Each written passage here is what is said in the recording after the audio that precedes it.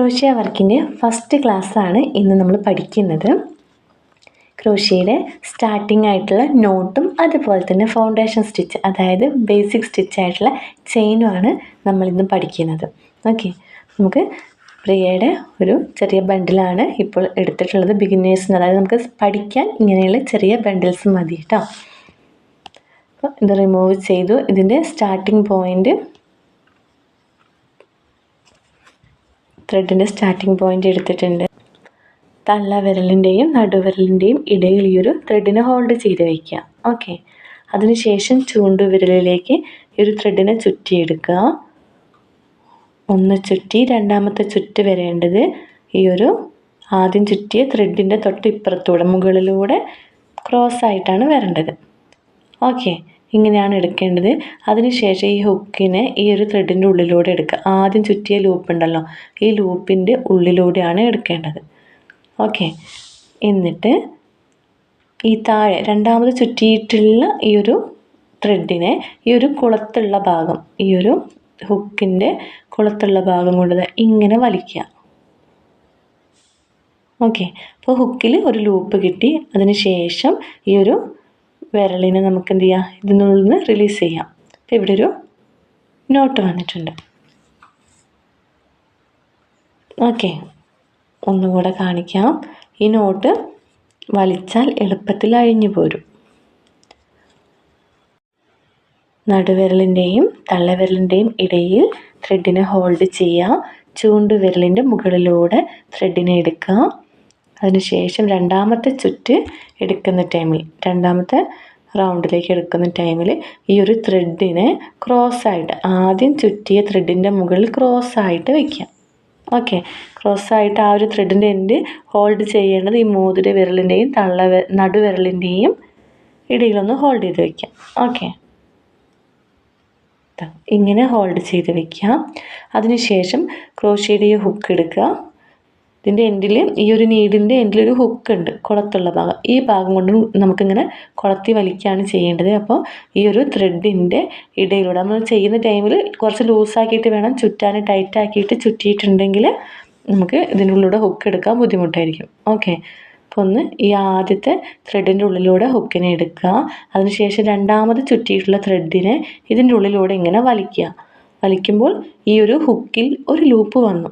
Okay, അതിനുശേഷം ഈ വിരലിനെ ഇതിൻ്റെ ഉള്ളിൽ നിന്ന് റിലീസ് ചെയ്യാം. അപ്പോൾ ഇവിടെ ഒരു ചെറിയൊരു റിങ് പോലെ വന്നിട്ടുണ്ട്, നോട്ട്.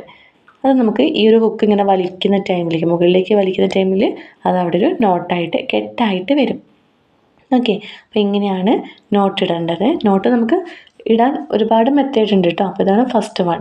ഓക്കെ, ഇനി ഈ ഒരു വിരലിൻ്റെ മുകളിൽ വെച്ചിട്ട് നോട്ട് ചെയ്യാൻ ബുദ്ധിമുട്ടാണെങ്കിൽ ചെയ്യേണ്ടത്, നമുക്ക് ഈ ഒരു മോതിര വിരലിൻ്റെയും അതുപോലെ തന്നെ തള്ളവിരലിൻ്റെയും ഇടയിൽ ഈ ഒരു ത്രെഡിനെ ഹോൾഡ് ചെയ്യുക. എന്നിട്ട് ഈ രണ്ട് വിരലിൻ്റെ മുകളിലൂടെ ചുറ്റുക. ഈ രണ്ട് വിരലിൻ്റെയും മുകളിലൂടെ ചുറ്റിയെടുത്തിട്ട് ഇതേപോലെ തന്നെ ക്രോസ് ചെയ്യാം. ഓക്കെ, രണ്ടാമത്തെ ചുറ്റ് ആദ്യത്തെ ചുറ്റ് മുകളിലൂടെ ക്രോസ് ചെയ്തെടുക്കുക. എന്നിട്ട് ഇതാ ഈ ഒരു ചെറുവിരലിൻ്റെ ഇടയിൽ ഹോൾഡ് ചെയ്ത് വയ്ക്കുക. ഹുക്കിനതാ ഇതിൻ്റെ ഉള്ളിലേക്ക് ഇൻസേർട്ട് ചെയ്യുക. ആദ്യത്തെ ചുറ്റിൻ്റെ അടിയിലേക്ക് ഇൻസേർട്ട് ചെയ്തിട്ട് രണ്ടാമത്തെ ചുറ്റിനെ ഇങ്ങനെ വലിച്ചെടുക്കുക. അപ്പോൾ ഹുക്കിൽ ലൂപ്പ് വന്നു, വിരലിനെ അതിൻ്റെ ഉള്ളിൽ നിന്നും മെല്ലെ എടുക്കുക. ഓക്കെ, അപ്പോൾ ഇവിടെ ഒരു നോട്ട് വന്നു. ഇങ്ങനെയാണ് നോട്ട് ചെയ്യേണ്ടത്. ഇനി നോട്ട് ചെയ്തതിന് ശേഷം നമുക്ക് ചെയ്യേണ്ടത് ഫൗണ്ടേഷൻ സ്റ്റിച്ചാണ്, അതായത് ബേസിക് സ്റ്റിച്ചായിട്ടുള്ള ഫൗണ്ടേഷൻ സ്റ്റിച്ച്. ഏതാണ്? ചെയിൻ സ്റ്റിച്ചാണ് ഫൗണ്ടേഷൻ സ്റ്റിച്ച് എന്ന് പറയുന്നത് കേട്ടോ. ഓക്കെ, ചെയിൻ ചെയ്യാൻ വേണ്ടിയിട്ട് ഇതാണ് വർക്കിംഗ് ത്രെഡ്. വർക്കിംഗ് ത്രെഡ് വരേണ്ടത് നമ്മുടെ ചൂണ്ടുവിരലിൻ്റെയും നടുവിരലിൻ്റെയും ഇടയിലാണ്. നമുക്കവിടെ ഹോൾഡ് ചെയ്ത് വെക്കാം. അതിനുശേഷം ഇപ്പോൾ നമ്മളൊരു ലൂപ്പ് എടുത്തിട്ടുണ്ട് അല്ലേ, ഈ ലൂപ്പിൻ്റെ താഴെ ഭാഗം ഹോൾഡ് ചെയ്ത് വെക്കേണ്ടത് നമ്മുടെ മോതിര വിരലിൻ്റെയും തള്ളവിരലിൻ്റെയും ഇടയിലാണ്. ഓക്കെ, ഇവിടെ ഒരുപാട് ടൈറ്റാക്കി പിടിക്കരുത്. ഈ ഒരു നോട്ട് ഇട്ടിട്ടുള്ള കറക്റ്റ് നോട്ടിൻ്റെ മുകളിൽ പിടിച്ചാൽ നമുക്ക് നീറ്റായിട്ട് വർക്ക് ചെയ്യാൻ പറ്റും. ഓക്കെ, നീഡിലിൻ്റെ ഇടതുവശത്ത് ത്രെഡും ത്രെഡിൻ്റെ വലതുവശത്ത് കൂടെ നീഡിലിനെ ഒന്നിങ്ങനെ ചുറ്റിയെടുക്കുക.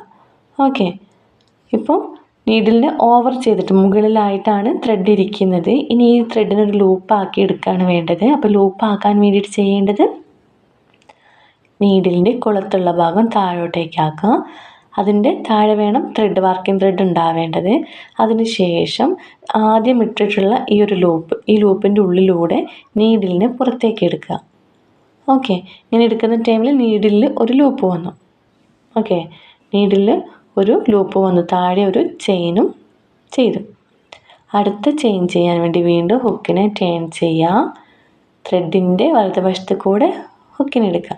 ഓക്കെ, ടേൺ ചെയ്ത് ത്രെഡിനെ ഒന്ന് ഹുക്കിൽ കൊളുത്തുക. അതിനുശേഷം താഴോട്ടേക്ക് വലിക്കുക. ഇപ്പോൾ ഹുക്കിൽ ഒരു ലൂപ്പ് കൂടെ വന്നു. 2 ചെയിനും നമ്മൾ മേക്ക് ചെയ്തു, 1 2. ഓക്കെ, വീണ്ടും അടുത്ത ചെയിനിന് വേണ്ടി വലതുവശത്ത് കൂടെ ഹുക്കിനെ ടേൺ ചെയ്യുക. ഓക്കെ, താഴോട്ടേക്ക് വരുന്ന രീതിയിലാക്കുക. അതിനുശേഷം ആദ്യത്തെ ലൂപ്പിൻ്റെ ഉള്ളിലൂടെ നീഡിലിനെ പുറത്തേക്ക് എടുക്കുക. ഇങ്ങനെ എടുക്കുമ്പോൾ പ്രത്യേകം ശ്രദ്ധിക്കേണ്ട കാര്യം, ഈ ഒരു ഹുക്കിനെ എപ്പോഴും ഈ ഒരു ലൂപ്പിൻ്റെ ഉള്ളിലൂടെ പുറത്തേക്ക് എടുക്കുന്ന ടൈമിൽ താഴോട്ടേക്ക് തന്നെ ആക്കണം. ഓക്കെ, ഇതിങ്ങനെ താഴോട്ടേക്ക് തിരിക്കുന്ന ടൈമിൽ മാത്രമേ നമുക്ക് ഈ ഒരു ലൂപ്പിനെ പുറത്തേക്ക് എടുക്കാൻ കഴിയുള്ളൂ. ഇനി മിസ്റ്റേക്ക് വരാനും നമുക്ക് കിട്ടാതിരിക്കാനുമുള്ള സാധ്യത എന്താണെന്ന് വെച്ചിട്ടുണ്ടെങ്കിൽ, ഈ ഒരു ലൂപ്പിനെ എടുത്തിട്ട് ഹുക്കിൻ്റെ കൊളുത്തുള്ള ഭാഗം, അതായത് ഈ നീഡിലിൻ്റെ ഹുക്കുള്ള ഭാഗം വലതുവശത്തേക്കോ ഇടതുവശത്തേക്കോ അല്ലെങ്കിൽ മുകളിലേക്കോ തിരിച്ചിട്ട് വലിക്കുകയാണെങ്കിൽ നമുക്ക് ലൂപ്പ് കിട്ടില്ല. ഓക്കെ, നമുക്ക് ഈ ഒരു ലൂപ്പിന് ഓവൽ ഷേപ്പാണ് വരുന്നത്. ഈ ലൂപ്പിൻ്റെ ഉള്ളിലൂടെ കൊളുത്തിനെ ഇടതുവശത്തേക്കോ വലതുവശത്തേക്കോ വലിച്ചിട്ടുണ്ടെങ്കിൽ കിട്ടില്ല. ഈ ഒരു ലൂപ്പ് അടക്കം നമുക്കതിൽ ഇൻക്ലൂഡ് ആകും. അതില്ലാതിരിക്കാൻ വേണ്ടി ചെയ്യേണ്ടത്, പ്രത്യേകം ശ്രദ്ധിക്കേണ്ടത്, ഈ ഒരു ഹുക്കുള്ള ഭാഗം താഴോട്ടേക്ക് വെച്ച് ഈ ഓവൽ ഷേപ്പിൻ്റെ ഉള്ളിലൂടെ വരുന്ന രീതിയിൽ ഇങ്ങനെ താഴ്ത്തി വെച്ചിട്ട് വലിച്ചാൽ മാത്രമേ നമുക്ക് ലൂപ്പ് കിട്ടുള്ളൂ. വലതുവശത്ത് കൂടെ നീഡിലിനെ എടുക്കുക, ഹുക്കിൻ്റെ താഴ്ത്തുക. അതിനുശേഷം ലൂപ്പിൻ്റെ ഉള്ളിലൂടെ ഹുക്കിനെ പുറത്തേക്ക് എടുക്കുക, ടേൺ ചെയ്യുക. വീണ്ടും വലതുവശത്തൂടെ ചുറ്റിയെടുക്കുക, ഹുക്കിൽ ലൂപ്പിനെ എടുക്കുക, പുറത്തേക്ക് എടുക്കുക. ഓക്കെ, ഇങ്ങനെ ചെയിൻസ് നമുക്ക് ക്രിയേറ്റ് ചെയ്യാം. ഓക്കെ, മുകളിലേക്ക് ചെയിന് മേക്ക് ചെയ്ത് വരുന്ന ടൈമിൽ ശ്രദ്ധിക്കേണ്ടത്, ഈ ഒരു വിരൽ മുകളിലേക്ക് കയറ്റി വെക്കണം. ഓക്കെ, ആദ്യം നമ്മൾ സ്ലോവിലാണ് ചെയ്യുന്നത്. പഠിച്ചു കഴിഞ്ഞാൽ നമുക്ക് ഫാസ്റ്റായിട്ട് ചെയ്യാൻ കഴിയും. വലതുവശത്തൂടെ ഹുക്കിനെ എടുക്കുക, ഹുക്കിനെ താഴ്ത്തുക, ലൂപ്പിനെ വലിച്ചെടുക്കുക. ഓക്കെ,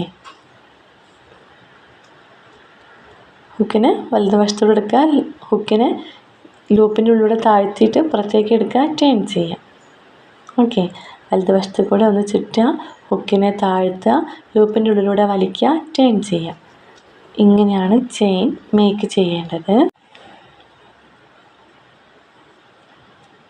ഇതാണ് ക്രോഷ്യയിലെ ഫൗണ്ടേഷൻ സ്റ്റിച്ച്. ഈ ഒരു സ്റ്റിച്ച് പഠിച്ചെങ്കിലേ നമുക്ക് മുന്നോട്ടേക്കുള്ള ഓരോ സ്റ്റിച്ചും കണ്ടിന്യൂ ചെയ്ത് പോകാൻ പറ്റില്ല. ഏതൊരു പ്രൊഡക്റ്റ് ചെയ്യണമെങ്കിലും ആദ്യം ചെയിന് ചെയ്തിരിക്കണം.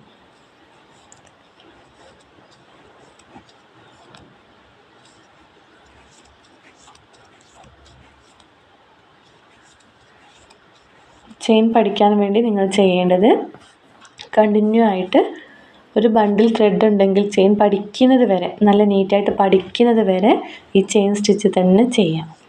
ഓക്കെ, കൈയൊന്ന് വഴങ്ങി നല്ല സ്പീഡപ്പ് ആകുന്നത് വരെ ചെയിൻ തന്നെ ചെയ്യാം. കുറച്ച് ചെയിൻ ചെയ്ത് കഴിയുമ്പോൾ വീണ്ടും ഈ ഒരു വിരലിനെ മുകളിലേക്ക് മാറ്റി പിടിക്കണം.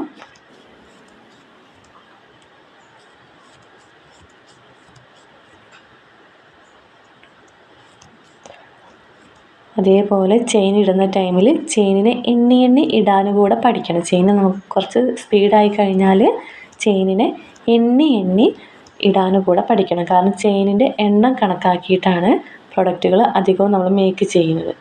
ഓക്കെ, അപ്പോൾ ഇങ്ങനെ കണ്ടിന്യൂ ആയിട്ട് ചെയ്യാം.